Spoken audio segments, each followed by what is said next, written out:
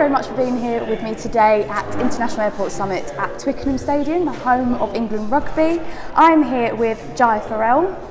How can airports drive non-aviation revenues, and should airports be investing into this? Absolutely. So should airports be invested in non-aeronautical? Absolutely. This is why.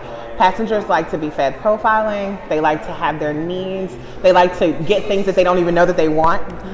Travel is a kind of pre-flight experience, right? So when you're coming through an airport, before that person gets to a destination, the airport is their destination. So food, beverage, services, exposure to the local market, the city, the smell, the taste, all of those things are part of a person's travel experience. So not offering that would make us very sterile aviation experience, and who wants that? Furthermore, there are certain flat base and fixed base rate fees in aeronautical travel, right? So you have your PFCs, your CFCs, your landing fees, etc.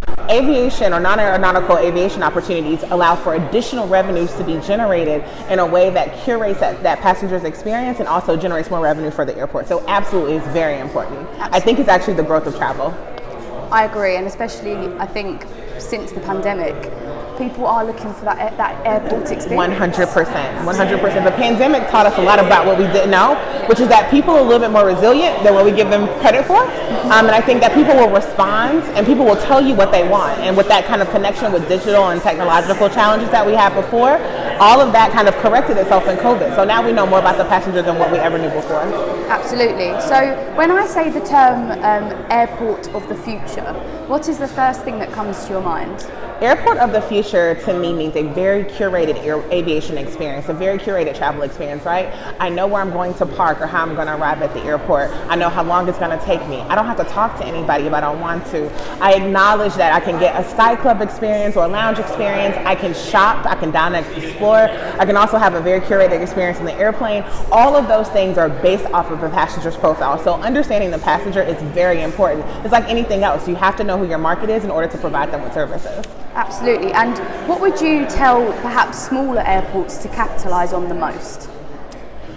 How can they connect with the passenger more? So what I think people don't realize is that the airport is just kind of a conduit. We don't have any capture data of the passenger. They don't book their tickets with us. The one time we get to touch them is when we're actually servicing them or when they're engaging in our non-aeronautical products like parking or concessions or using any of the services in the facilities that we have. So being able to connect with the passenger and get the real-time feedback, right? So a long time ago, it was a one-way communication where you just told people things and they just generally accepted it. Now people have things at their fingertips where they can give you that real-time feedback and tell you, yeah, this is working or it's not. And to be able to pivot very quickly using that kind of audience-driven feedback, and then also making the customization of that experience for them, and then asking them if they enjoyed it later. So surveying after the post-trip is just as important, because that one thing could have been the make or break. Was it a long line? Did they have to wait for a wheelchair? Was parking capacity in full? Were they just uninformed? Was the wayfinding really fudgy? All those things are things that really, really help a person say, you know what, I want to go back through that airport again, ergo a non-aeronautical revenue. Absolutely. And my final question is, what are 3 key developments or most exciting developments that are happening at your own airport? I will say this. Hartsfield Jackson is the world's busiest and most efficient airport, and efficient because of our design and layout.